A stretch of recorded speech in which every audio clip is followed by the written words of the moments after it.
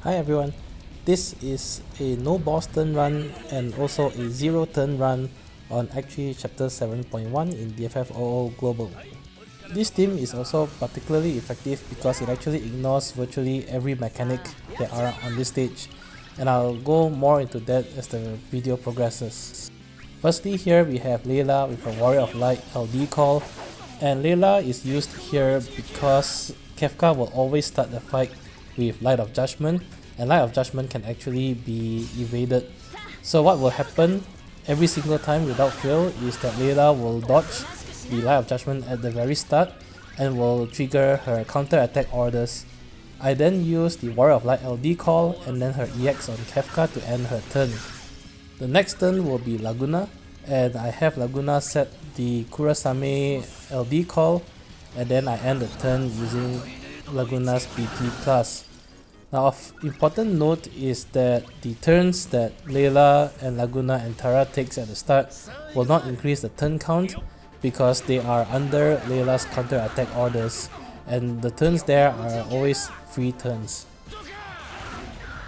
So I'm coming to Terra's turn here, and keeping in mind that I'm still under the effect of Leila's counter attack orders, so this turn is also a free turn with Terra. Looking at it, I use a meltdown here because of the high turn rate. It actually bumps Terra's turn to act again, so essentially this is one turn of free damage. And then right here I go straight into her burst mode. Notice that on Terra I actually set a Yuna LD call, and that's because both versions of Yuna's call, which is the base call and the LD call, provide party-wide debuff cleansing, and that's to actually mitigate the debuffs from the Trine plus attack. Now why is that important? The party that I'm using here and the strategy here is actually to completely ignore the mannequins and just spam meteors onto Kefka's face until the fight is over. As you probably have seen at the 79%, 49% and 29% HP threshold, if there are any surviving mannequins, they will actually use an attack called Trine Plus, but this party can actually completely ignore that attack as well, and I'll showcase a little bit more when we get to the first threshold coming up. Meanwhile, as I'm going through the remainder of Terra's burst mode, just a quick note about the Lufenia Orb.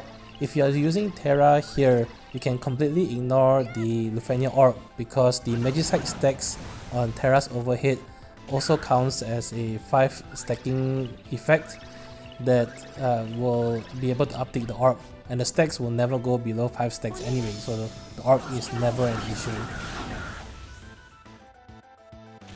Alright, so I'm coming to the first threshold attack. If you notice, Kefka is already below 79% HP and I left the mannequins alive.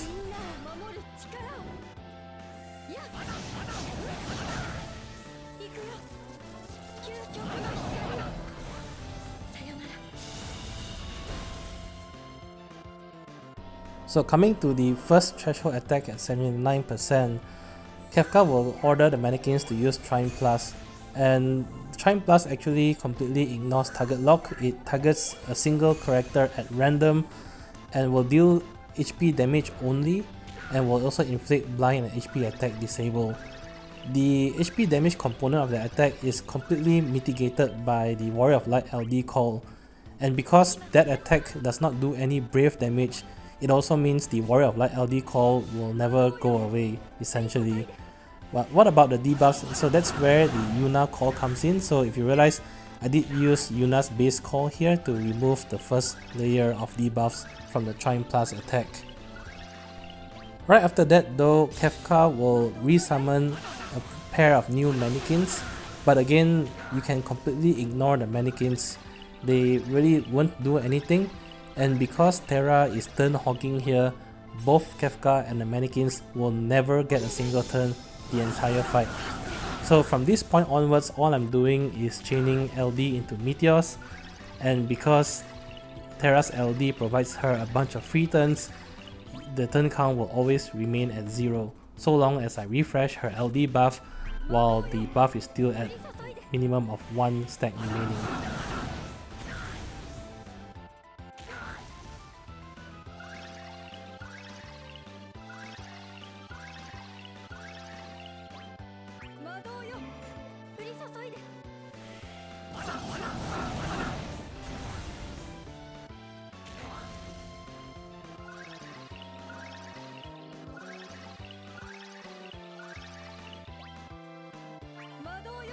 Okay, so right here I'm coming to the second threshold attack at 49%. So same thing here at 49%, Kefka will ask the mannequins to do the Trine Plus attack. And here I'm actually saving Yuna's LD call to cleanse the entire party. But I was quite lucky on RNG where both mannequins actually targeted Leila. The blind and HP attack disable on Leila does not matter at all. So since both Laguna and Terra didn't get any debuffs, I can save the Yuna's LD call. Now under the circumstance, if either Laguna or Terra gets debuffed at this threshold and you need to use Yuna's LD call, you're probably wondering what about the third threshold at 29%. Well, that isn't an issue because my plan here was to actually pop summon mode when Kefka is about to hit 29% HP threshold and to bring Kefka to as low as possible within the summon mode. During summon mode, Trine Plus will not trigger and it will only trigger after summon mode. So by the time I come out of summon mode, Kefka will probably be very low that it wouldn't probably matter whether or not Terra or Laguna gets debuffed. If Terra gets debuffed, you can just burn through the debuffs while she has the free turns.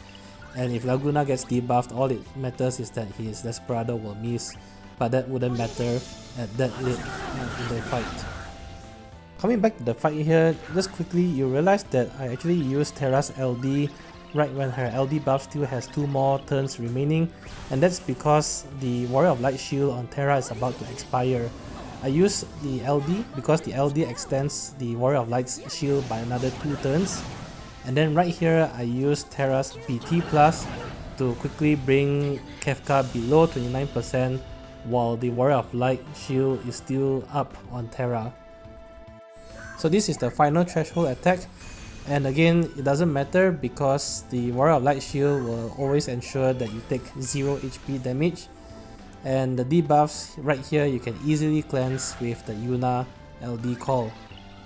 Again, at this point, if you have already used up Yuna's calls, it's better to pop summon before Kefka hits 29% and try to burn through his HP to as low as possible, so that when you get debuffed, Kefka is already very low that it doesn't matter at all. During summon mode, you can also take the opportunity to have Leila reapply Warrior of Light shield using the Warrior of Light base call.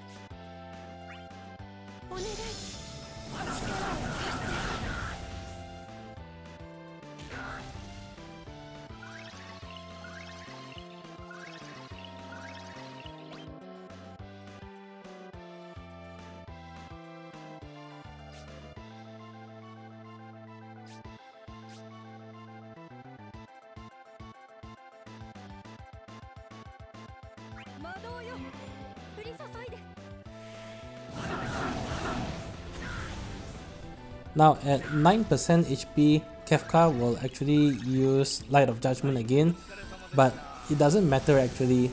First of all, it will do 0 damage on Leila because she will dodge. It will also do 0 damage on Laguna because he's still protected by Warrior of Light shield. So only Terra will take damage, and the damage is actually mitigated because of Leila's aura.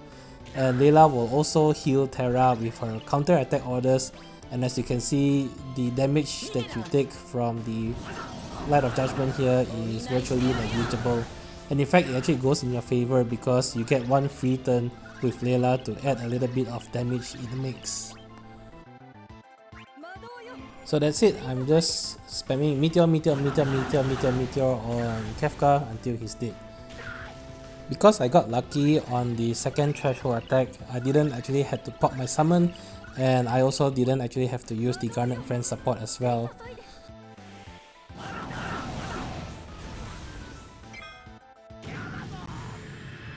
Anyway, that's it for this run. As always, if you enjoy the content, please leave a like, comment or subscribe.